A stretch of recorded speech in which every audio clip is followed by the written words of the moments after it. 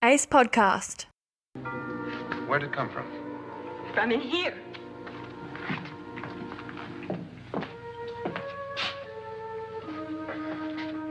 What if it ran out of here? I'd have seen it. Lance, it doesn't run, it just floats. Yeah, but why didn't I see it? You don't believe me. Well, can I?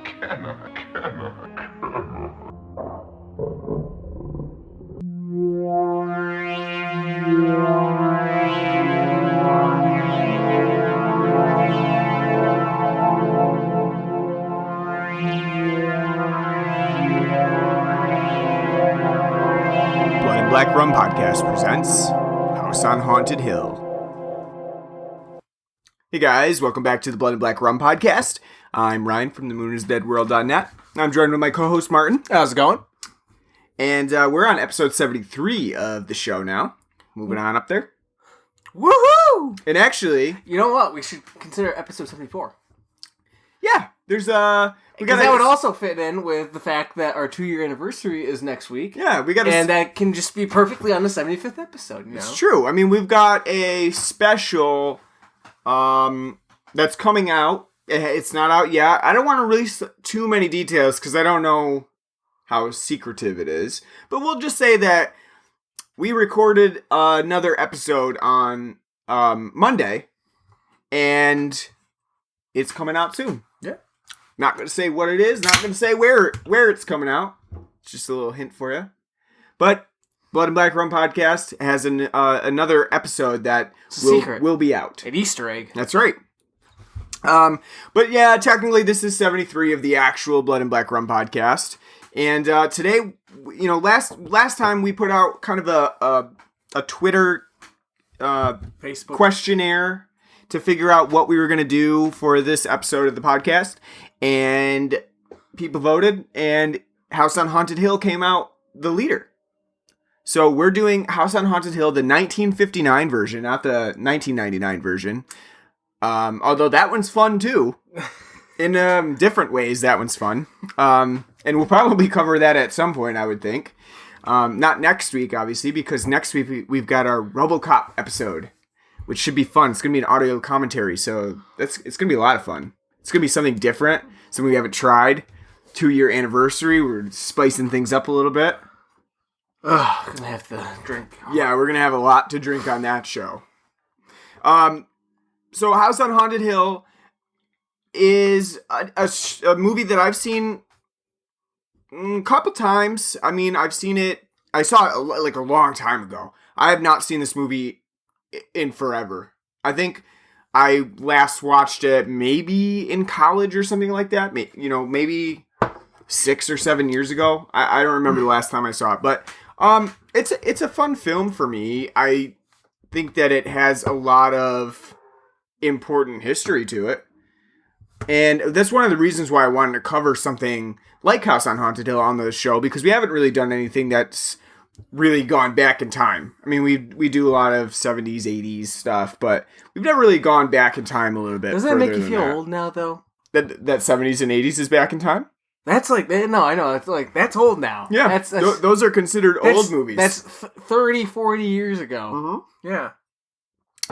It's not, yeah, that's, you know. I mean, well, that's the thing, though. I consider House on Haunted Hill old, but it's not old either. It is, though. Because we're not like talking Frankenstein or Dracula old. That's those are super old now. Yeah. Those are ancient. Yeah. Just vintage film now. No. Because it's like with like classic rock stations now. Like you hear like Nirvana and Soundgarden on there. Yeah. And it's like classic rock. And it's like, no, it's not. The 90s are classic rock. Well, now both frontmen are dead, so sure it's old. It's old now. No, I know, but I mean, like, I know it's in the age range. Mm-hmm. Like the year period, like it's been 25 years now, so it's, you know, would be considered classic. Mm-hmm. But I wouldn't still call it classic rock. Would you call something like Christmas Vacation old? Classic? It is now, yeah. I mean, no, but like with somebody who like True. who's like 14. If I was like, it's an old movie. I don't want to watch that movie. It's an old movie. It's from 1980. 89. Christmas Vacation. Oh, Vacation. I was thinking just regular Vacation. Well, Vacation, I definitely would consider old at this point. That's an older movie. Christmas Vacation, I'd be hesitant to say is old simply because it released the same year I was born. So that kind of sucks. But no, I just like the thinking of it now. It's just like, because like, getting a little off topic, but like to me, like, classic rock is always going to be 70s and 80s rock. And I think it's just because, like, the whole, like, style of the time. And, like, well, yeah. Because, like, you don't even, like, even probably, like, in the 90s, I don't really remember it.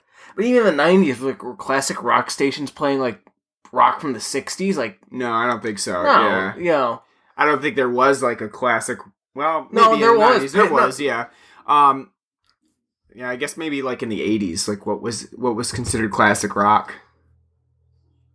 Was there classic rock? No, because it was probably just like rock. Chuck Berry. No, it'd probably just be like, you know, rock. What's on the rock charts and you know, stuff that came out a little bit earlier. Yeah. Now that rock's kind of unfortunately dead genre. Because I mean, you know, it's yeah. There's no like modern like rock band that's like hitting the pop charts. No, I guess not. So, I mean, it's kind of... All right, we're off topic, though. Well, I'm lamenting now. That's rock. House on Haunted Hill, though? What have you... have you seen it, right? I mean, you saw it previously. Yes, I've seen it a couple of times, actually. Have you seen it recently? Probably about 3-4 years ago. When it was really? That recent? Yeah, when it was on Netflix. Yeah, you were saying that it was on Netflix. I couldn't remember. It's not anymore. It was for a very long time, so they might. Well, it's easy to put on there. It's pretty much in general, you know, public domain. So why not at that point? No, I know. Just throw, you know, that's how Netflix pads their content. It's just like throw the public domain shit on there. Yeah, then why is like Night of the Living Dead though not on there? Then? I don't know. Yeah, it's a good question. I mean, you would think they'd want to just put it on there. George Romero's still shaking his fist over that. Like, I got fucked out of my money. Yeah. Well, the same thing happened with House on Haunted Hill, really. The film accidentally fell into public domain, so it, just like Night of the Living Dead, it got a lot of, like, copies of just people putting it out there, poorly edited versions of it, you know, just bad all-around content, and, I mean, that's a shitty thing to have happen. Just because of the way that you make money on those home video releases, so. But it did happen. I mean, the same thing with Night of the Living Dead, and I think that was probably like that. It seems like that was a thing that happened a lot because people wanted it to happen a lot. You know what I mean? Like people weren't like telling William Castle and George Romero like, oh, make sure you you copyright this. So that no one else can have a copy of it, because it was easy to make money by distributing it if it was just public domain. So it happened a lot. There were no lawyers like, be careful, careful of your own content. But all right, so let's take a break real quick. We're gonna talk really quickly about something that we have to drink on the show because newsflash, tomorrow's my birthday. I've got a little early birthday present. Hooray! So gonna be a young 28. So we're gonna talk about my birthday present when we come back. That out loud. And we'll be back to talk about House on Haunted Hill. So stay with us. Don't be alarmed. The quasi-shimmering light before you is a trans-dimensional gateway to other worlds, other voices, other thoughts, and other realities. Up feels like down, and down feels like the number 7 on a Wednesday morning. Don't worry. That quivering, blood-boiling sensation under your eyebrows is all a part of the charm. Welcome to the PCC Multiverse. Check out the PCC Multiverse today on the ACE Podcast Network. Welcome back. So we're talking about a special kind of alcohol today. We've never had it on the show. And I'm not talking about beer either because this was a birthday present. So we went a little bit Wait, like you had a say in it? Yeah, no, that's true. You got to pick out your gift? No, I didn't. But it was a. You know what? You asked. I did ask, and then you and you said the wrong answer. I said Lagavulin, yeah. And I told you to fuck yourself. Yeah. It's Am a little expensive. Am I making Nick Offerman money? No. No, I'm not. So yeah, you're not. I know. No, I did ask for that, but since that's too expensive, Martin came through with a different kind of alcohol, cheaper kind. We're talking about Jeremiah Weed's Sarsaparilla Whiskey, which is pretty interesting because in general I don't try like the flavored whiskeys that much. Neither do I. It's kind of a dangerous move too, because it's always guaranteed hangover. Even if you drink a little bit because of the sugar and shit in it. Yeah. It's literally meant to get shit-faced. So I'm kind of against that. If I'm drinking, like, whiskey... Yeah. It's going to be something that you want to drink and it tastes good and you enjoy it. The only time I'm drinking whiskey, like liquor pretty hard to get fucked is because something's gone terribly awry in life and... Yeah. I'm okay with waking up the next day throwing up and having a hangover that's, crippling. Yeah, I mean, we've tried flavored stuff before. Like, we tried Dr. McGillicuddy's root beer. And that was a very... painful. Yeah, painful. It's that Canadian stuff, man. It just hits you hard. But it does cause hangovers because of that high sugar content.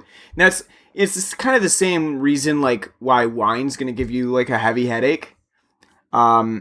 Just the sweetness and the tannins and stuff in it. Same kind of concept with flavored whiskeys and stuff and flavored liquors like that. Just going to hit you really hard the next day.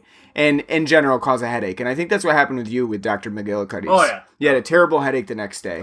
Even though you didn't even drink that much of it. I didn't know. I didn't even get drunk.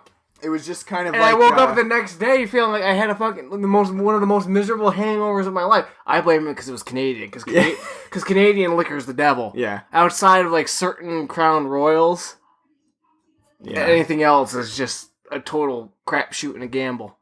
No Canadian mist in this household. But I'm a big fan of whiskey.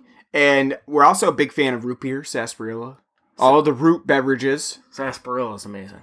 So Martin picked up the Sarsaparilla whiskey because it's right up my alley. And I gotta say that I do enjoy it. It's a very smooth sarsaparilla whiskey. Heavily flavored with the sarsaparilla. It really comes out. But towards the end, you do get quite a bit of that alcohol taste to it. It's what is it, 35%? 35%. And I do like it. I think it's really tasty. It's not always something that I would choose to have if I had an hankering for whiskey or something, bourbon or something like that. It wouldn't be my first choice if I had that craving, but it definitely is a tasty beverage and something that you could just like kind of easily sip. Just, and if it says on the bottle, you can have a sip or sneak a nip. That's right. Yeah. I think that's a good point, is that you can sneak a nip. You can kind of have it in a decanter if you wanted to, or you could just have it in a flask and take it with you someplace like the movie theater. And then no one would really be the wiser because when you're watching RoboCop. Yeah, exactly. Because your breath kind of just smells like sarsaparilla root beer. And kind of masks the flavoring of that whiskey smell. So, I thought it was okay. I mean, like I've said, I'm not really too big of a fan of flavored liquor. Mm. Even with like flavored vodka, I don't like vodka to begin with, but like flavored vodkas, I'm not a fan of, and rum and stuff. I do like it. Does have like quite a bit of sarsaparilla taste. It does, which is nice. It does, because I love sarsaparilla, and around here it's pretty hard to get sarsaparilla. Only in like boutique soda bottles, something like that, and even then it's like expensive for a 4-pack or something like that. So. And though that part of it's good, the back end is totally, at least for me, is total nothing but an alcohol taste to it. There's no nuance to it at all. So if I were to drink it, probably if I wanted like more than like a couple sips, I would probably have to put it in root beer or sarsaparilla and just dilute it even more. Yeah. Yeah, I mean, I don't really enjoy liquor that's heavily present on the alcohol. It just makes me sick. I think that past experience. I could have like maybe a glass, which I did. I had a glass of it, and I probably wouldn't go any further than that because I, like you said, I would be afraid that I would have some sort of massive hangover the next day. Even though it's not really that much that you're drinking, you may not even get drunk from it. It's just the tendency for that sugary content to make you miserable. Yeah, the next day you're kind of like regretting the decision. So I don't know if I would like go any more than one glass of it, but I enjoy it. I think it's pretty good. For what it is as a flavored whiskey, give it a shot, especially if you like sarsaparilla. And if you want something that's not too overpriced. Not too overpriced, and if you're kind of hesitant to go further with like a bourbon or a whiskey, or even a scotch, it's kind of a good middleman. It's good for like 15-year-olds who are not really sure. It's the schnapps of exactly flavored schnapps of whiskey bourbon, and bourbon. That's right. Because it's not, if you're a 15-year-old and you're listening, give it a shot for the next party. People are going to be vomiting all over the place, but at least it's good pun there. Yeah, give it a shot. That was totally unintentional because I didn't even recognize it. But yeah, give it a shot if you're a 15-year-old holding the party. It's better than Keystone Light. Yeah, that's true.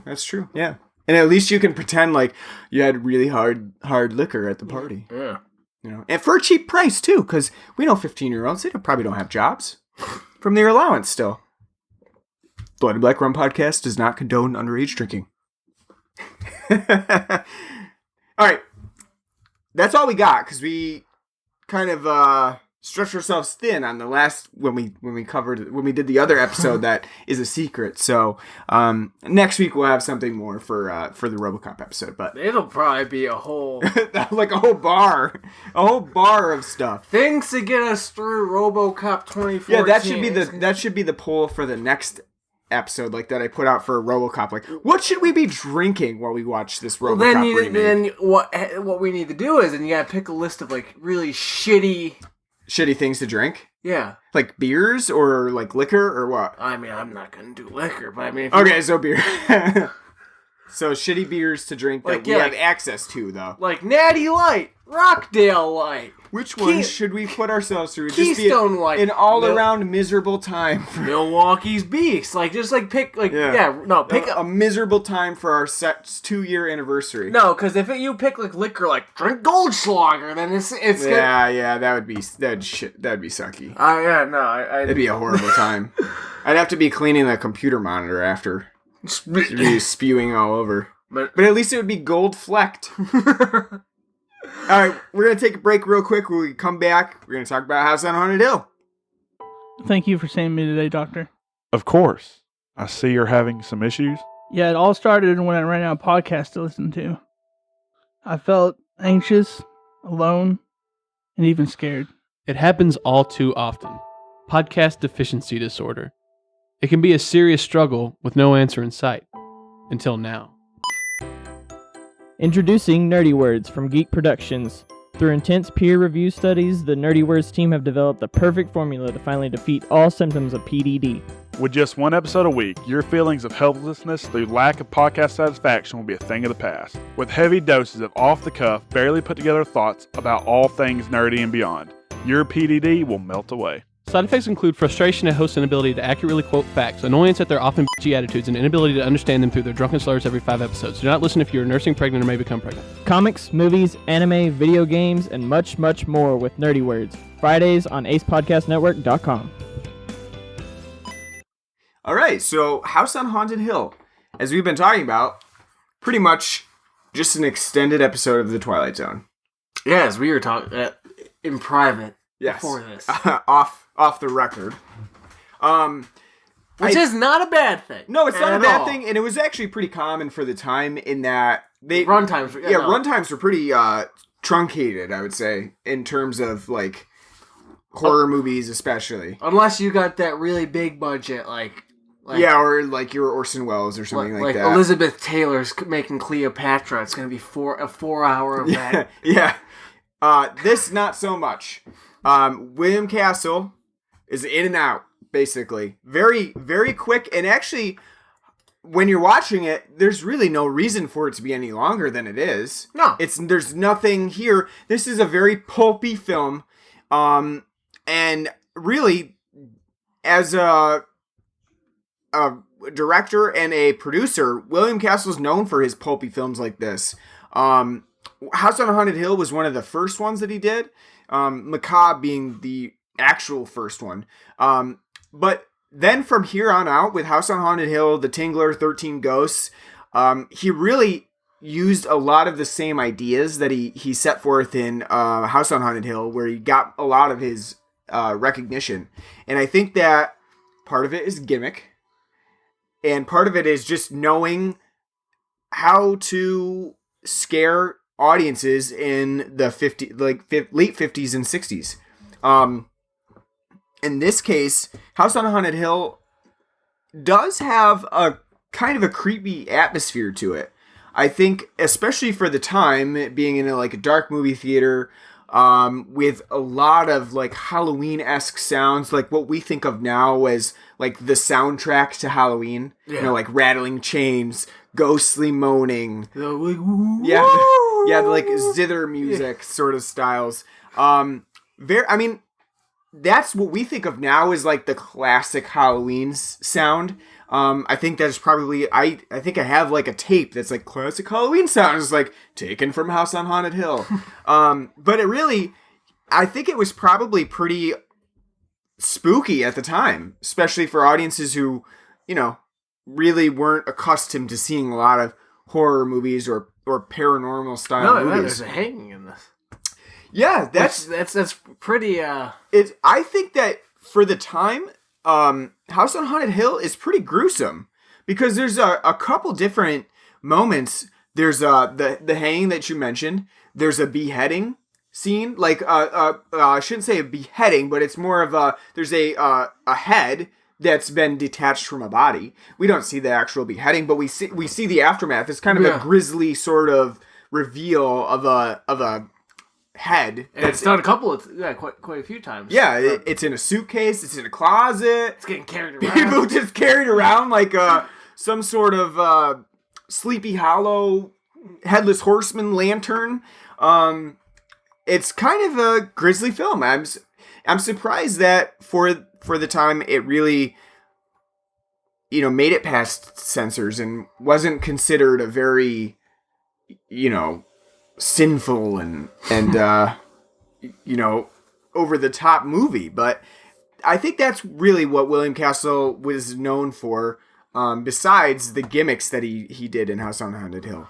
I think reading about House on Haunted Hill is a lot of fun, maybe sometimes more fun than the film itself, especially for contemporary audiences now. But just reading about the kind of gimmicks that were used with House on Haunted Hill, the rigging up of the skeleton that flies over the audience in the movie theater when the skeleton comes out in the film and kind of prances around and scares Nora. Vincent Price's wife, Nora, yeah. No, not Nora. Annabelle, then. Annabelle. Oh, yes, I'm sorry. Annabelle. Annabelle Lauren. I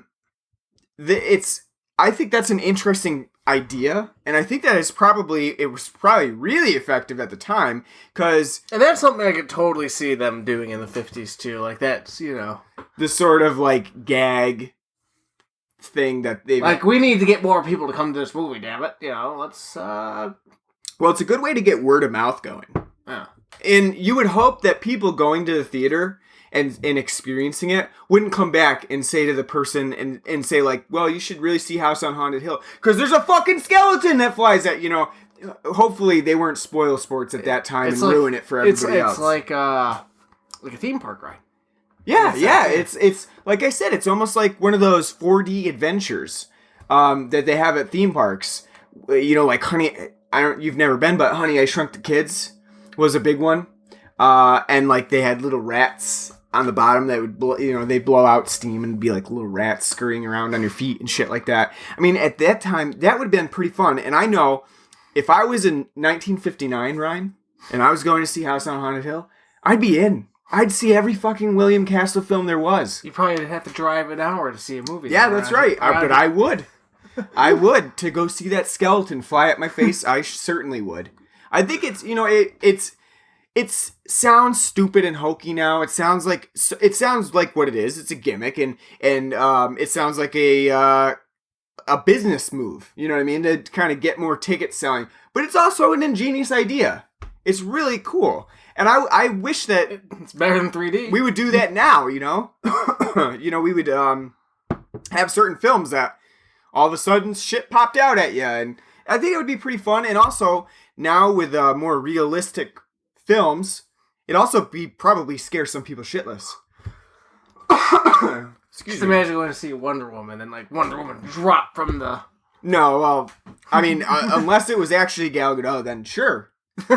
Drop from the rafters, but I don't think that would have the same effect. But I would totally be in. I know that, like, and it's not the only time that William Castle did gimmicks like that. He would hand out like vomit bags and tell people that they may faint and die because of their scares and get the vapors and but it's a cool idea. I think that even more so than just watching House on Haunted Hill now, really doing the historical research and seeing what they did at the time for theatrical releases, it's cool. It's a fun little part of horror history.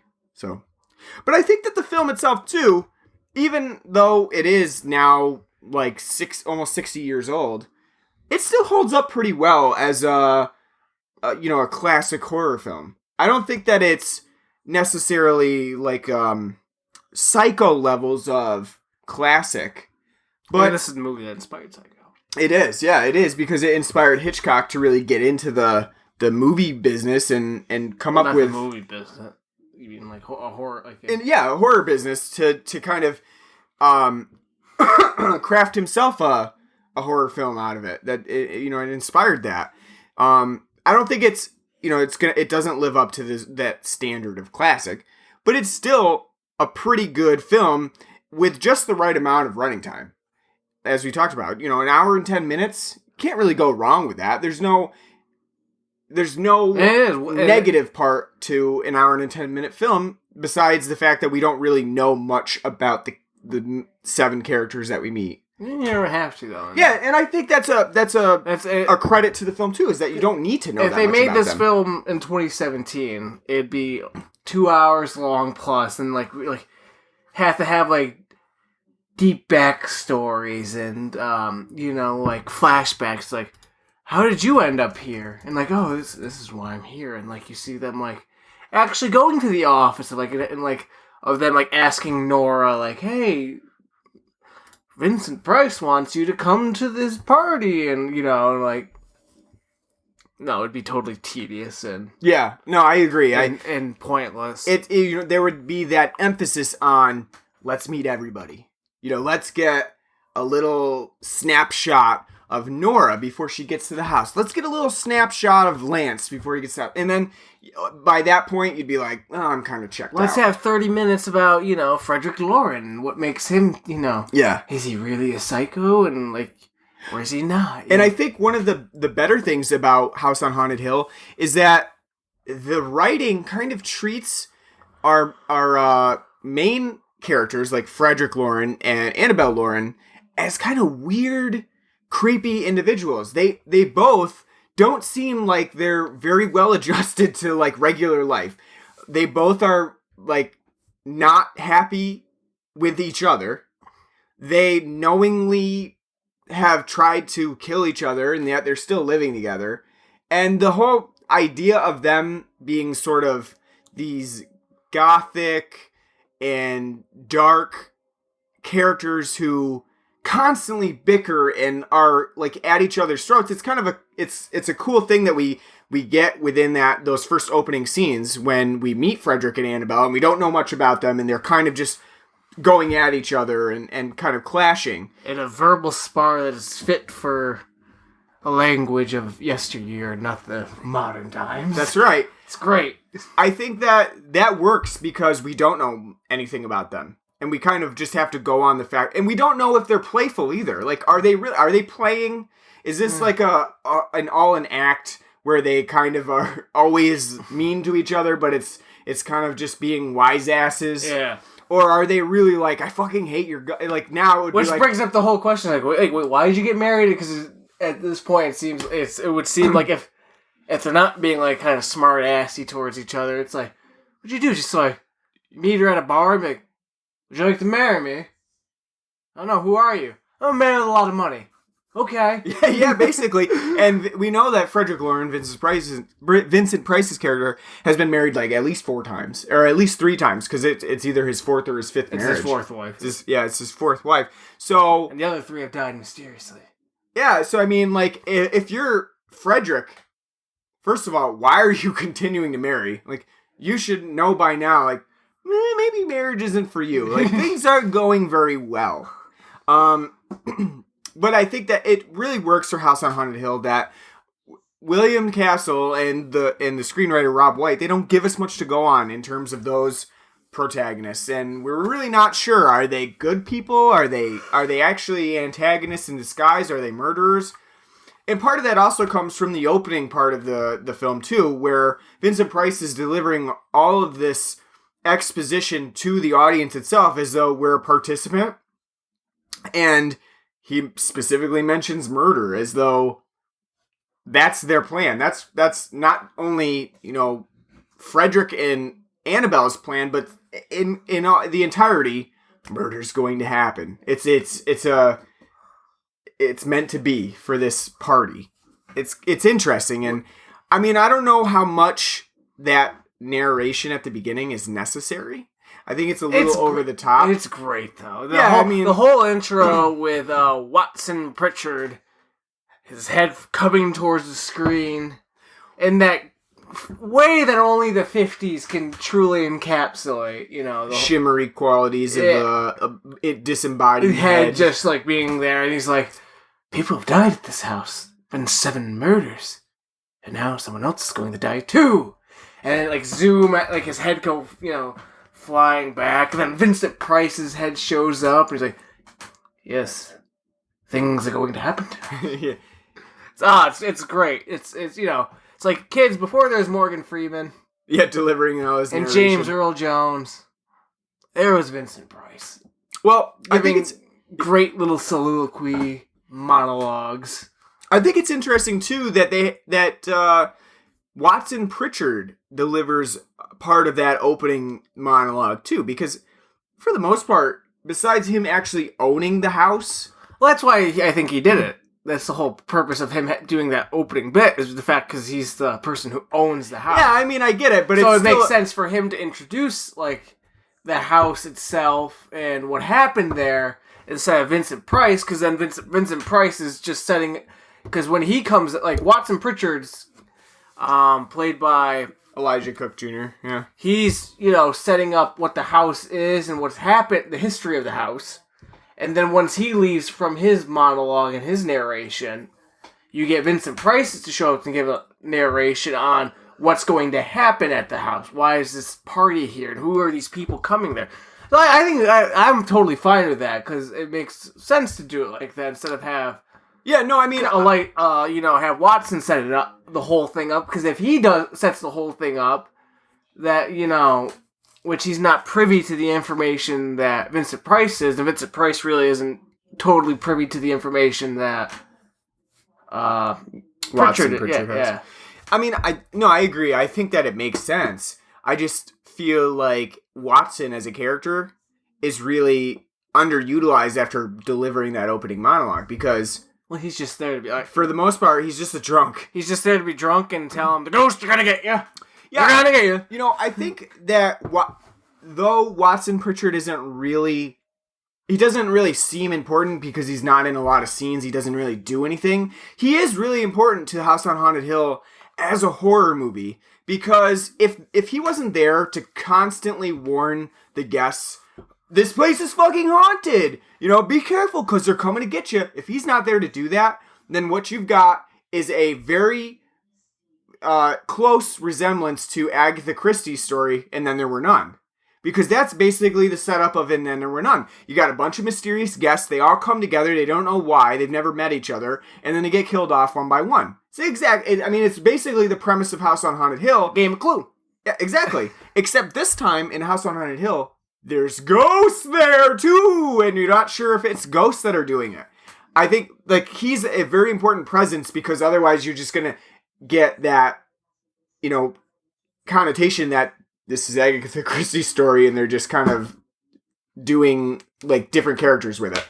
Well, then they would have to call it, you know, And Then There Were None. Yeah, exactly. or 10 Little Indians, or its more offensive name, 10 Little N-words. Yeah.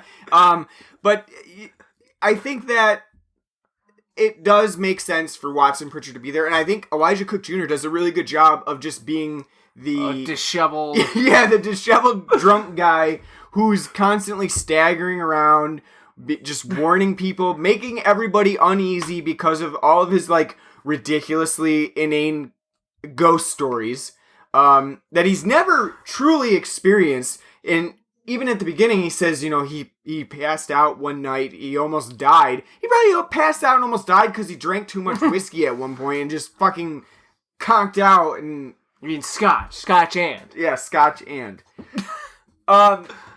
But, you know, like I said, I think Watson Pritchard's, he is important despite him not really doing anything throughout the film. And he's a fun character. He's kind of like... Again, this is what makes it seem like a Twilight Zone episode, because he seems like a character that you would see in a Twilight Zone episode, like, I told you not to do this, and like a character's like, no, you know, and then like by the end he's like, I warned you, but no one, you know, listened to me. Yeah. He totally... And he is a lot of fun, too.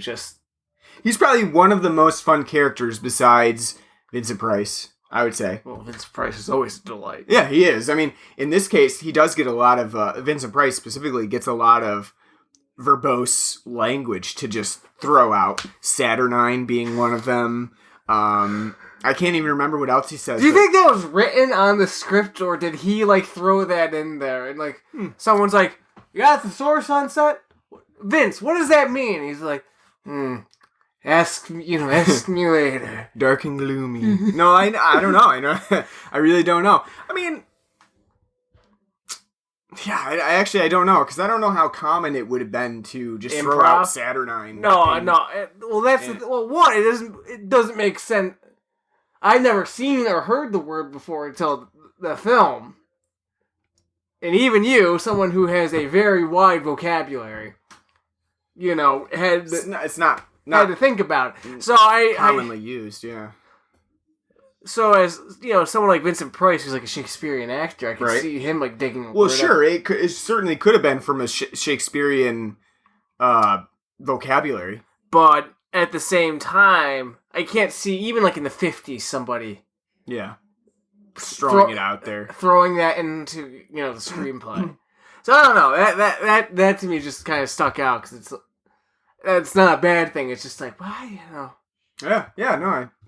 One of my favorite parts about this film, though, is how poorly the women are often treated in the film. What a great way to say it. Yeah, no. Like, I like how the women are treated like shit. Yeah, I don't mean that in terms of like I agree with how they treat them, but just as a product of the time in the late 50s, it's amusing to see how little respect most of the men have for the women in this film. The two women, yeah. Well, no, three. Yeah. There's three women, but really, one of them, I think it's Ruth. Yeah, Ruth Bridges. She's really not in it very much at all. She just gets a Scotch besides ordering a Scotch and constantly.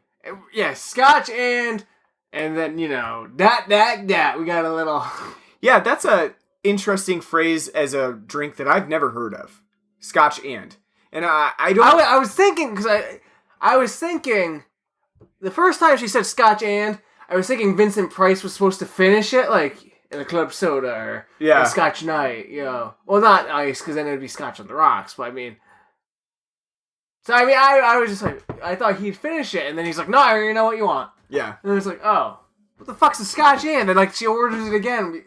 Yeah, I mean, scotch and, we had to look it up, it's apparently scotch and club soda, which, in my eyes, if you're putting ice in, and then you're also putting club soda in, really defeats the purpose of, like, getting a nice scotch. Well, you can just kick it back. Yeah, I guess. You can just kick it back. So you get drunk a lot, you know. I guess. She's a woman, Ryan. That club soda is needed to make her, be able to handle a fine single malt scotch from a rich man. I'm assuming Vincent Price has a single malt scotch. Oh, I would say so. Because he's giving these people $10,000. Millionaire. Yeah. $10,000 apparently in our age is about $83,000. So it's pretty fucking expensive at that time. Might be more than that. No, I looked it up. Oh, it translates to about $83,000. Oh, let's say, because in the 99 remake, they make it $1 million. Well, yeah, I think that was just for shits and giggles. No, I know it's not going to equate to that much, but I mean, still, I was thinking like it might be like a little over 100,000. Yeah, I mean, I guess like in the remake House on Haunted Hill, they were thinking because it was so much more spooky and scary that people wouldn't just be like an actual ghost. Well, people wouldn't be like $80,000 to spend the night there. That's not worth it to me. Like, oh, it's worth it to me. I would do it.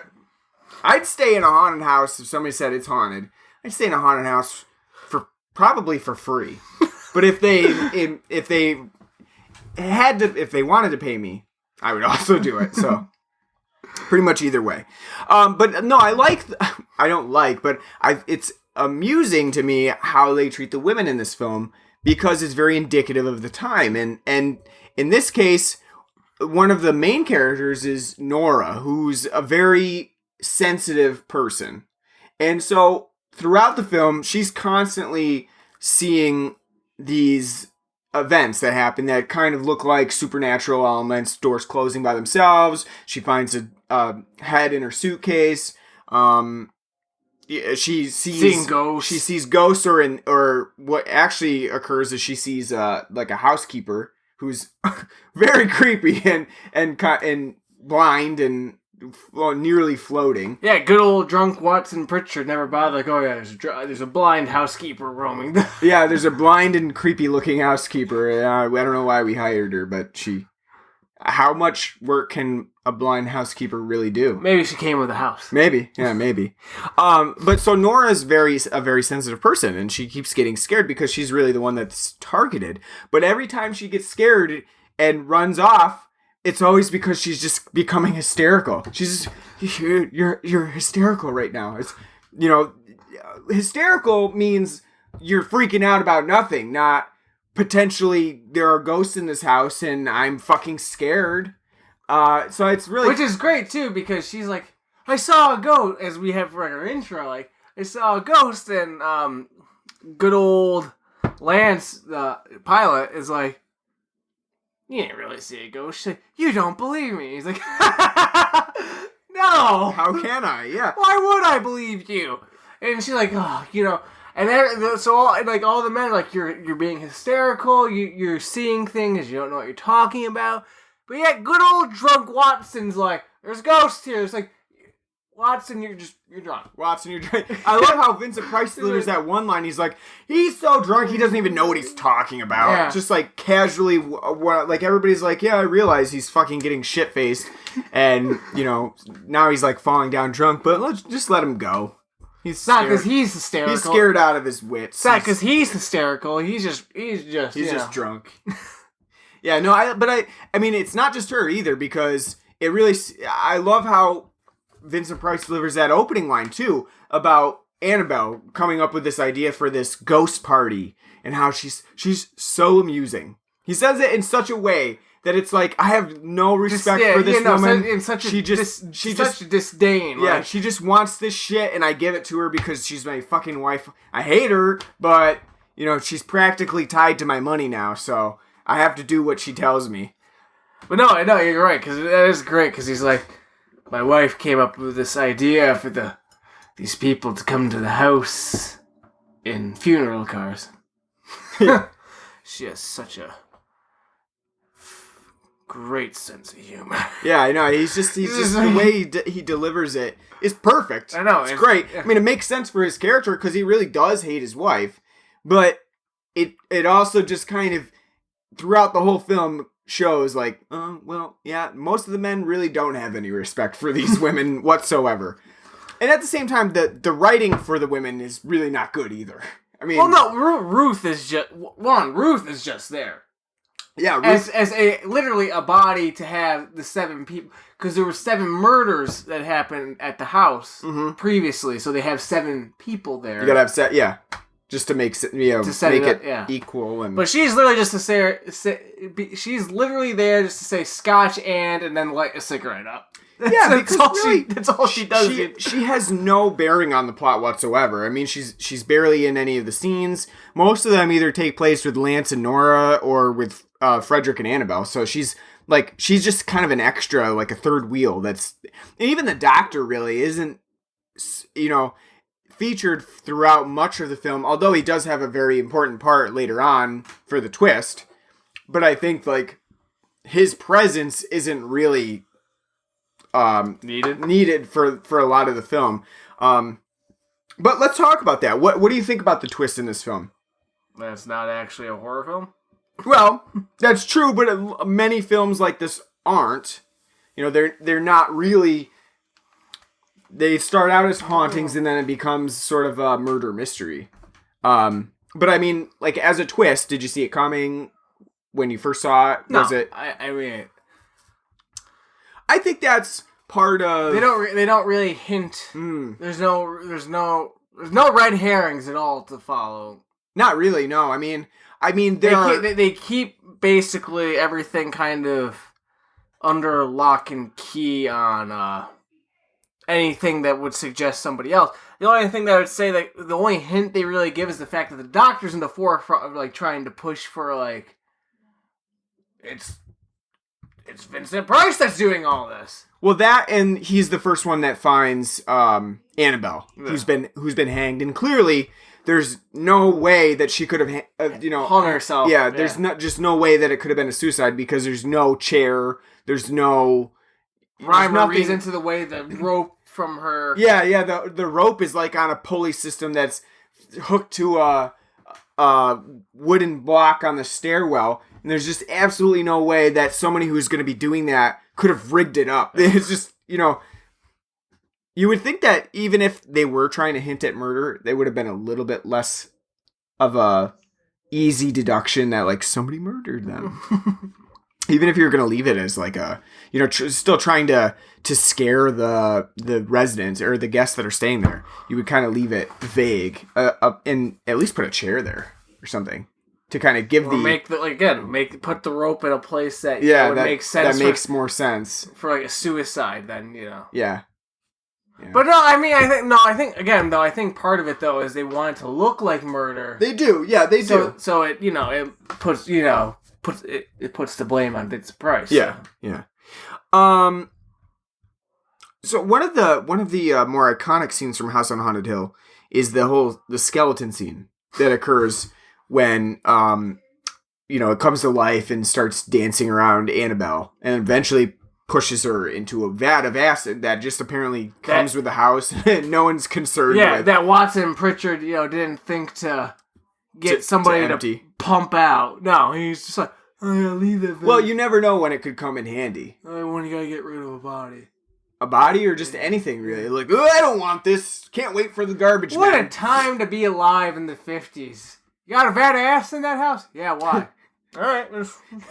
Yeah, no one's concerned that you're not getting your local neighborhood association hey, we could smell the hydrochloric acid from your house. It's kind of ruining the property value around here. Yeah. Maybe she. And then a cop was hey, that's 5 different citations there on housing code laws. We're gonna have to ticket you and I'm just repo the house. I'm just trying to think of the conversation that would have had to take place to get a vat of acid in your house. Just like if the guy that previously owned him, like, maybe working at a factory, probably they're probably, what am I gonna do with this assay? He's like, don't worry, I'll take it home. I'll take it. Okay, thanks, Joe. Yeah. Hey, I'd like to order 24 barrels of hydrochloric acid. What are you gonna do with it? Oh, nothing. Just they wouldn't even ask. They're like, oh, that'll cost $24. Yeah. 20. That's a bargain, man. What a great deal. Yeah. Thanks. Yeah, I know. The vat of acid is a favorite of mine in this film because everything else is pretty realistic in terms no, that and the skeleton thing, and then when you find out it's not actually a skeleton, it's Vincent Price puppeteering a skeleton.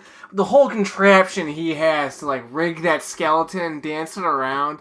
And they even show it to you, like, oh, like what a smart, like what a clever bastard he is. Two pulley systems. Yeah, it's like, oh my god, it looks like he's in the Wizard of Oz. He's like coming out like, who dares bother the organ? Don't look at the man behind the curtain, you know. Yeah, I know. Oh, it's great, but I think a lot of people make fun of that skeleton scene in terms of like, oh look, you can see the skeleton's wires. You can, it looks so goofy, but it's like it's supposed to. I mean. In this case in the film, that it's not supposed to look like it's a real skeleton fucking dancing around because it's not. It's all puppeteered. So there's no actual supernatural paranormal aspect to the film.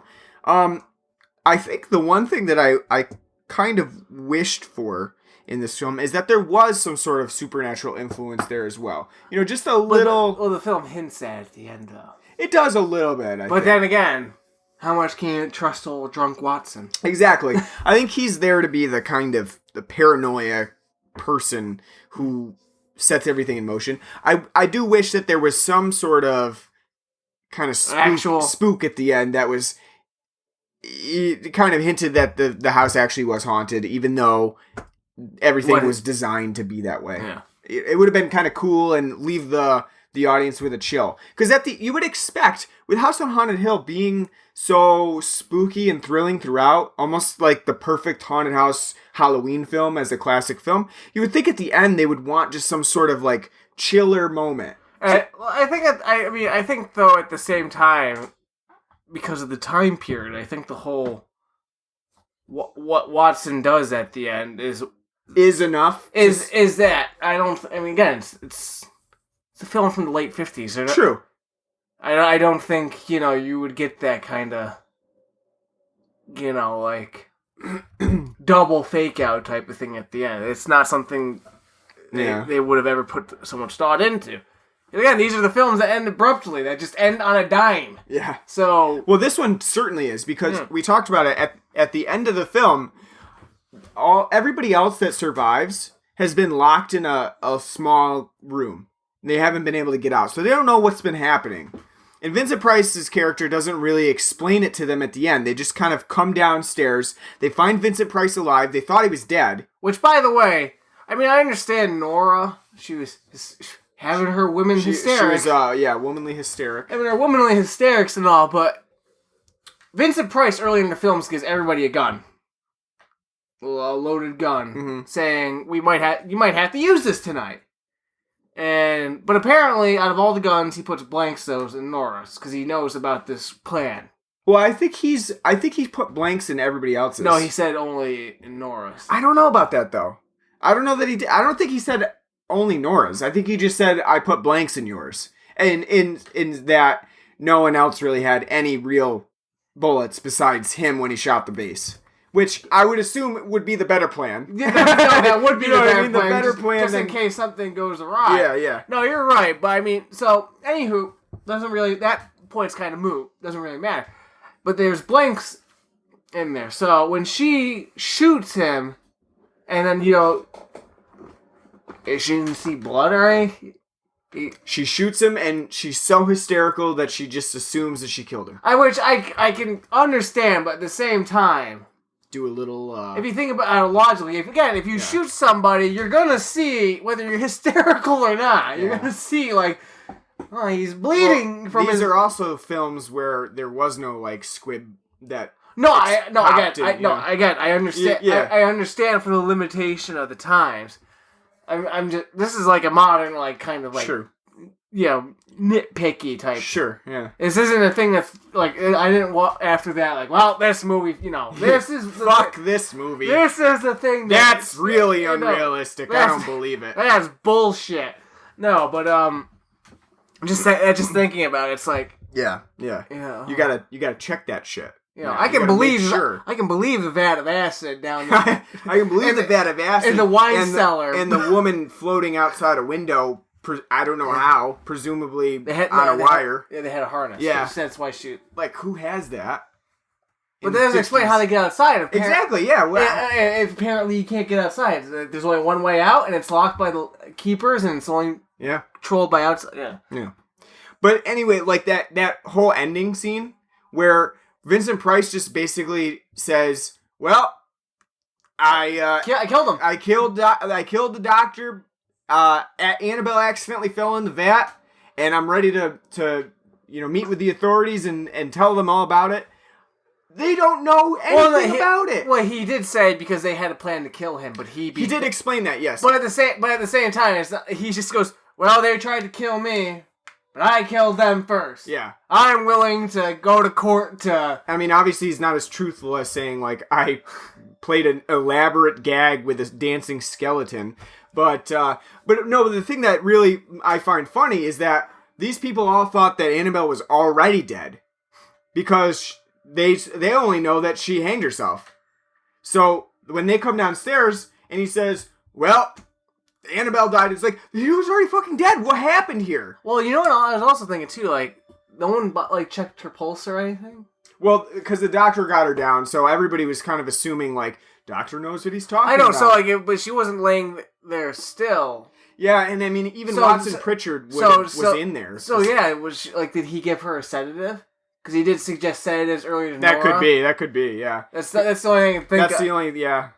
Again, these are like little nitpicky things. It doesn't ruin... No, it doesn't ruin the... But it's just like little things I'm thinking of. Because, like, again, if we think about, like, today, if it would be like a 2.5-hour excursion, they would explain, like, he slipped her sedatives, to, like, have her... There would be flashback sequences, like, when you go back to that moment where, like, there was actually, he gave her a pill. Yeah. She took the pill secretly without anybody seeing, and there would be a flashback sequence. You're supposed to just pick up that she's because she is kind of... Yeah, I think that's probably the way that they did it. Yeah. I'm assuming. But yeah, it's not explained. I just like that ending scene where nothing's explained to those other guests in there. There's no talk of like, oh, I'm still going to pay you $10,000. Nothing. Vincent Price just walks out like, you deal with the skeleton in the acid pit. I don't care. I like that. You fish that out. And then basically, that's it. It ends. Besides Watson Pritchard's little monologue there at the end. Which says, like, that's 2 more. Now there's 9 that are dead. And now they're coming after me. And as I told you, it's like, Troll 2 saw this, and yeah, and now they're coming after me. I guess like how I was saying when there's no like scare at the end, there's no sting. I guess that's the sting, in that he's like saying they're coming after you. Yeah, no. I guess that's supposed to be like the scary moment for the audience. Yeah, no, like, but that would... Fuck, I don't want to go home anymore. But that would fit, though, with the whole thing of, like, having a skeleton fly in the fucking theater. That's true. You're already a little jumpy. So, no, that You're already a little jittery. Yeah. Women's got the vapors and they're fainting. But that totally, I think, fits for the time as, like, an ending chill. Yeah. Alright, so out of 10 skeletons, what would you give House on Haunted Hill? I'll give it an 8.5. I'm surprised that it's at... I will say that I am and I'm not surprised.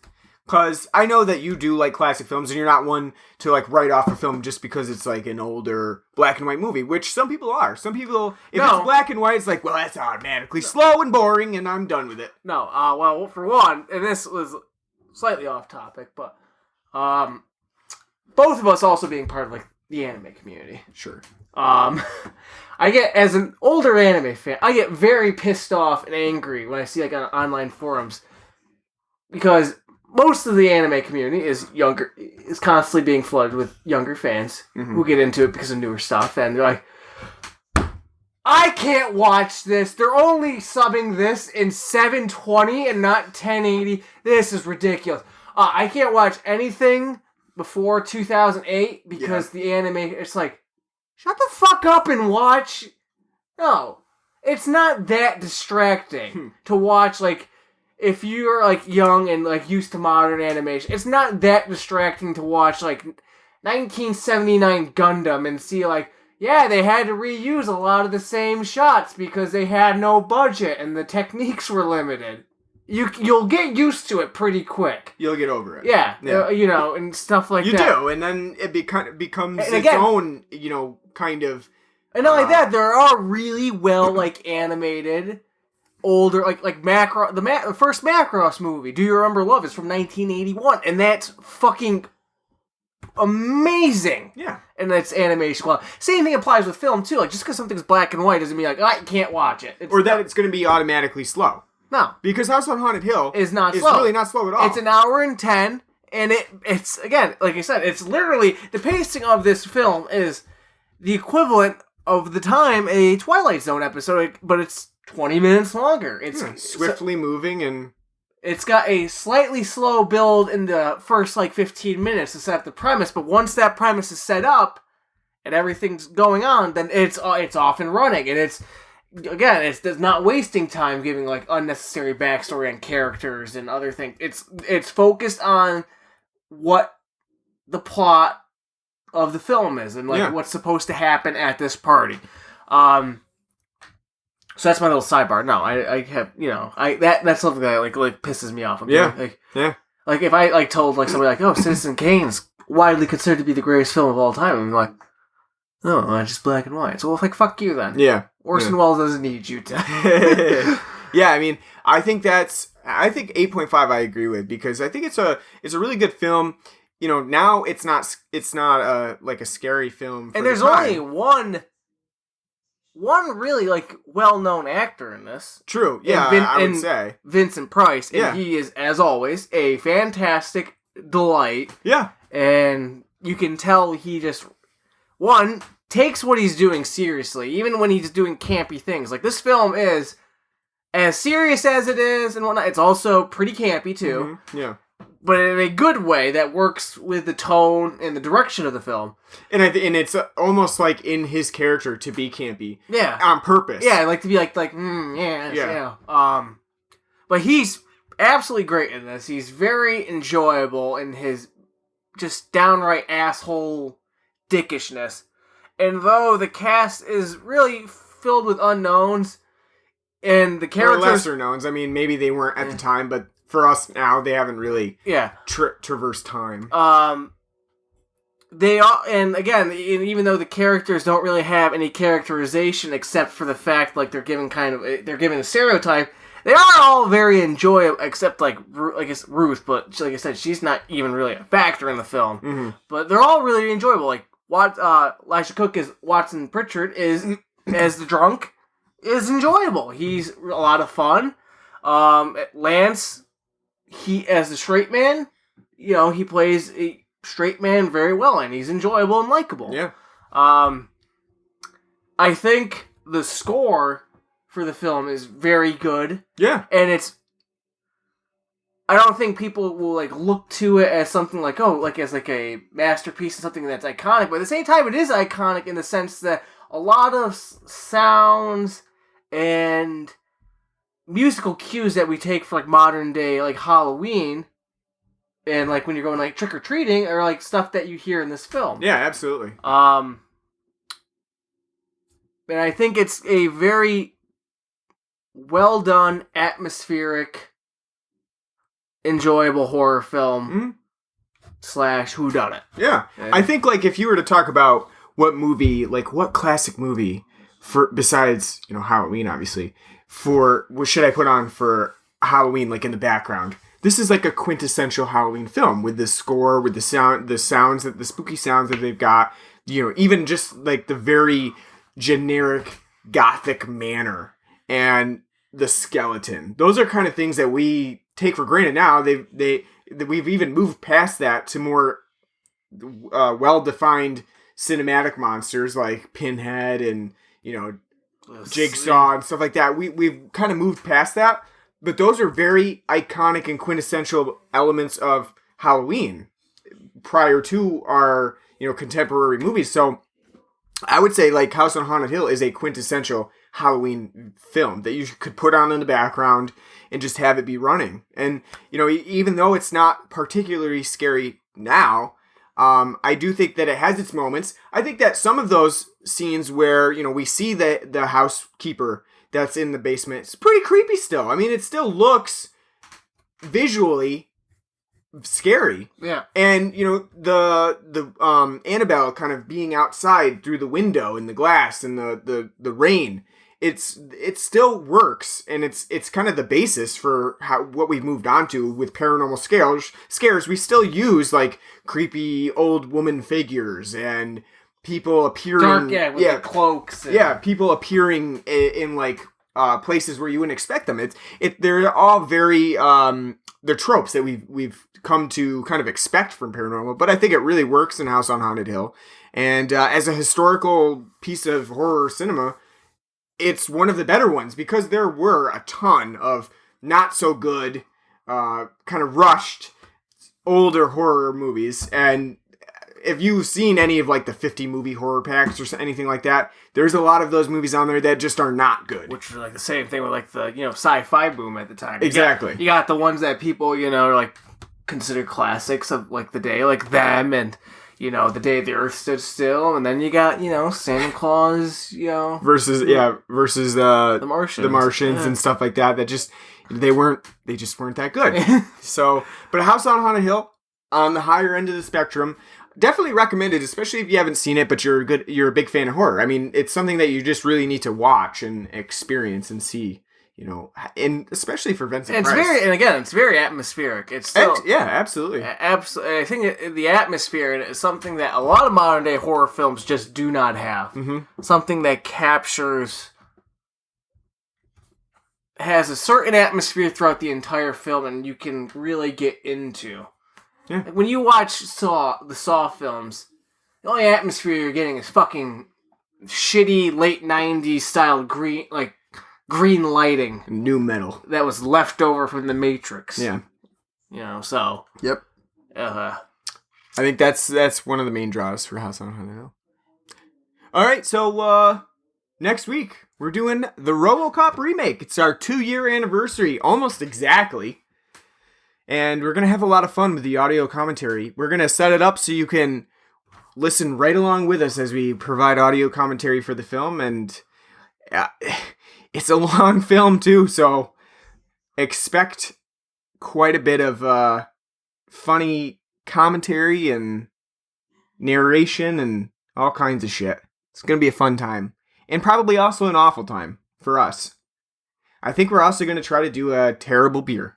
So it's going to be something for our 2-year anniversary. Like I said, we've also got a special episode coming out. Not on, not on our podcast, but somewhere. Affiliate. That's right. And we'll announce it as the time comes closer and we know that it's okay to announce. Other than that, please check us out on iTunes, Stitcher, any other podcast app that you use. Give us a review and a rating, and we really appreciate it. Subscribe to us and all that jazz. We're on Twitter at Blood and Black Rum. Blood and Black Rum, just to help you find us. I tweet a lot, retweet Potter and Family hashtags and stuff like that, so follow us on there. We are also on Facebook, facebook.com/Blood and Black Rum Podcast. Like us on there. We also have a group. We really encourage you to join that. We are on Patreon, patreon.com/Blood and Black Rum Podcast. You can subscribe to us on there. And follow along, and I post on there every time we post up a new episode. But you can also donate to us, and that's a monthly donation, so just keep that in mind if you plan on donating. We do have some perks if you donate at certain monetary levels, and we appreciate anything that you can give back to the podcast. We also have an email. It's bloodandblackrumpodcast@gmail.com. You can write to us, let us know what you think of the show, and also give us any recommendations for films that you want us to cover on here, and we'll do our best to do them. Other than that, thank you for listening to our 73rd episode. We're going to be back next week with the RoboCop remake, so definitely stay tuned for that. That'll be a fun audio commentary. We hope you keep listening. God help us all. That's right. Thanks for listening, and we'll see you next time. Take care.